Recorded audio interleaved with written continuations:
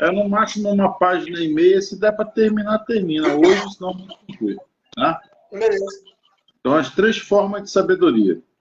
O santo apóstolo, querendo nos dar um grande e profundo ensinamento sobre o conhecimento e a sabedoria, diz na primeira carta aos Coríntios: mas nós falamos da sabedoria dos perfeitos, não da sabedoria deste mundo, nem dos príncipes deste mundo, que são destruídos, mas falamos da sabedoria de Deus escondida no mistério, aquela que Deus predestinou antes de todos os séculos para a nossa glória, que nenhum dos príncipes desse mundo conheceu. Beleza? Então, bora continuar. Tem alguma intuição? É aquilo que nós estávamos falando, né? Que é uma sabedoria não deste mundo, né? Uma sabedoria, a intuição, né? Na verdade. Nada por Deus. É, porque, na verdade, ele vai descrever que, segundo o apóstolo, há 3 sabedorias, né? Que é a sabedoria do mundo, a sabedoria dos príncipes desse mundo e a sabedoria de Deus. Entendeu? De Deus. Uhum. Aí ele vai discorrer agora sobre o que significa cada uma dessas sabedorias, beleza? Beleza. Então vamos lá. Nesse primeiro parágrafo, ele está apresentando a fonte da onde ele vai fazer a discussão, a fonte bíblica, né? Então vamos lá. Uhum. Se eles a tivessem conhecido, jamais teriam, né? Se eles, que os sábios desse mundo, tivessem conhecido, jamais teriam crucificado o Senhor de majestade, que é o nosso Senhor Jesus Cristo, né? Aqui queremos mostrar quais são as diferentes sabedorias. Ó, já está pondo aqui. Ele escreve que há certa sabedoria do mundo, entre aspas, sabedoria deste mundo, entre aspas, e certa sabedoria dos príncipes deste mundo. E que essa não é a sabedoria de Deus. Percebe? É a sabedoria do mundo, a sabedoria dos príncipes do mundo e a sabedoria de Deus. Por essas palavras, a sabedoria dos príncipes deste mundo, entre aspas, ele não quer dizer quem? O apóstolo não quer dizer, entendeu?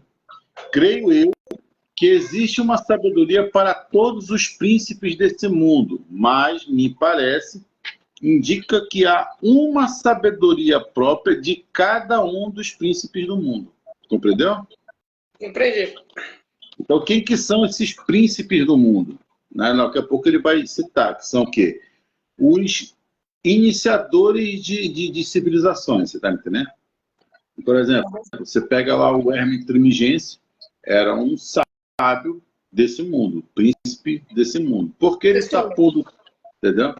Por que ele está pondo príncipe? Porque ele está supondo o domínio, entendeu? O domínio sobre uma determinada coletividade, sobre um determinado círculo de homens, né?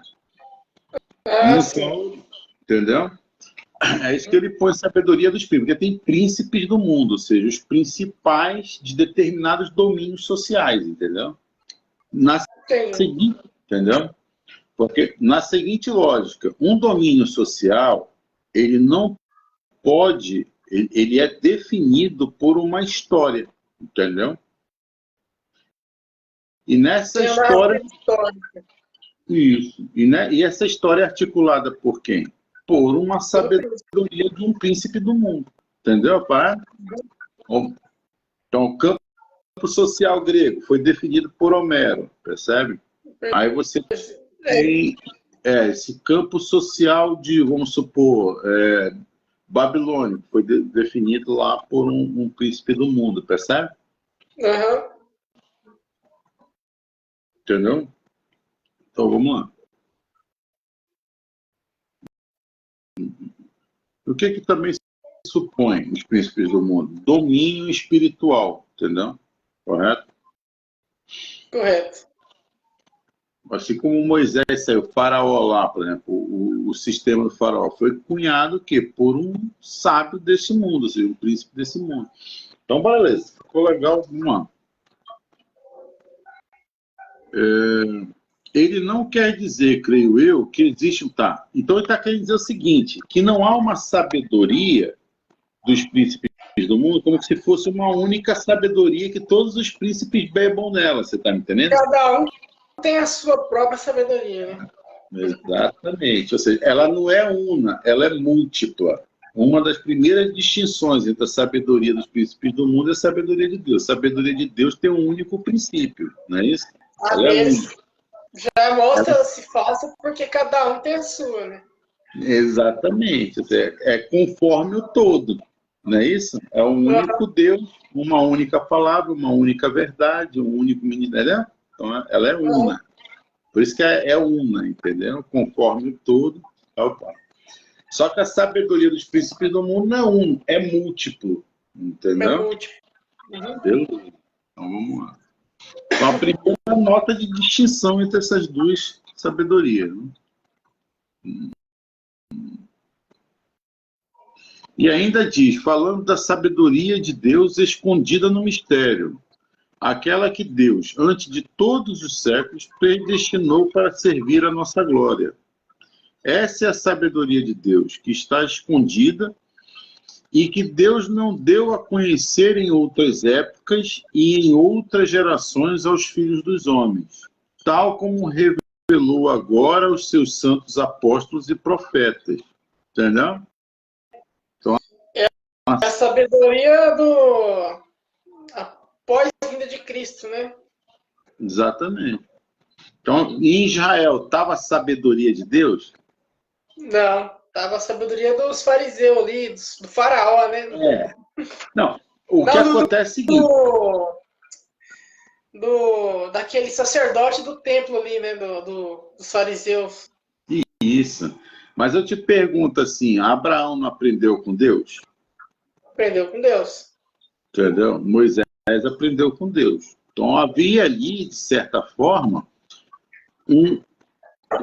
uma iniciação. O Antigo Testamento de Israel é como se fosse uma iniciação nessa sabedoria divina. Entendeu? Que não é preparação já, né? Uma preparação, tipo assim, preparando o homem para receber essa sabedoria divina, que é essa sabedoria divina, nosso Senhor Jesus Cristo. Entendeu? Correto. E essa sabedoria era simbolizada pelo quê? Pelo véu do templo.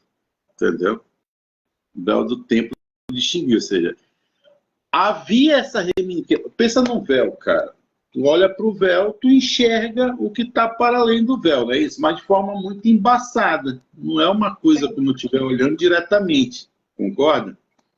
Então, Deus tinha revelado parcialmente, assim, a visão, assim, a sabedoria de Deus tinha sido através ali na antiga lei, né? Através de Moisés, Abraão. Ela estava, em parte, semeando, né? Até a vida de Jesus. Isso. Ela estava atualizando lá experiências humanas e no interior dessa experiência estava já começando a preparar os homens para receber a palavra do Verbo, que é no céu a fonte de toda a sabedoria. Não é isso? Aí é essa que ele está falando que ainda não tinha sido revelada, né? Como é que pode a sabedoria de Deus estar para os homens, como está para nós hoje? Você está me entendendo? Em Israel não estava totalmente. Por quê? Porque tinha a lei. Só que, veja bem, para você acessar a plena sabedoria de Deus, você tinha que cumprir toda a lei. Porque era maldito o homem que não deixasse de cumprir o J da lei, percebe? Uhum. Então, como um homem maldito pode ter a sabedoria de Deus? Não tem como, né?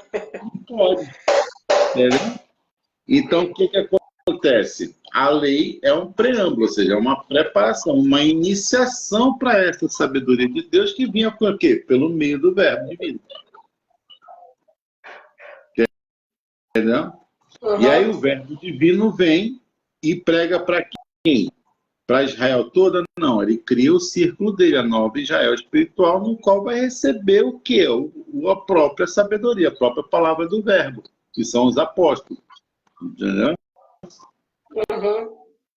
E aí, essa sabedoria vai vir em definitivo e formar a igreja quando? Na hora do Pentecostes. Aí o nosso Senhor sobe Você tem aquela apreensão mais diferenciada da lei de Israel explicada por Cristo, quer dizer, mas ali você tinha um israelita cheio de preconceitos e problemas. Ele amava Jesus, mas nesse amor de Jesus ele via contradições também, era um negócio tensional para eles, entendeu? Uhum. Não era um negócio fácil, assim, pô, já entendi o que é o cristianismo. Não entendeu, não. Não. Tá entendendo? Eu amo Cristo, mas assim, ainda não entendi qual é a parada. Esse negócio tá muito confuso. Tá entendendo a parada? Eu não tinha sabedoria, né? Aí, quando Jesus livra a gente da lei, aí ele abre a possibilidade, pela assunção, de trazer a sabedoria de Deus, que só pode ser explicada e ensinada pelo quem? Pelo Espírito Santo, Pelo Espírito Santo. pelo meio da igreja. Tá entendendo a parada? Uhum.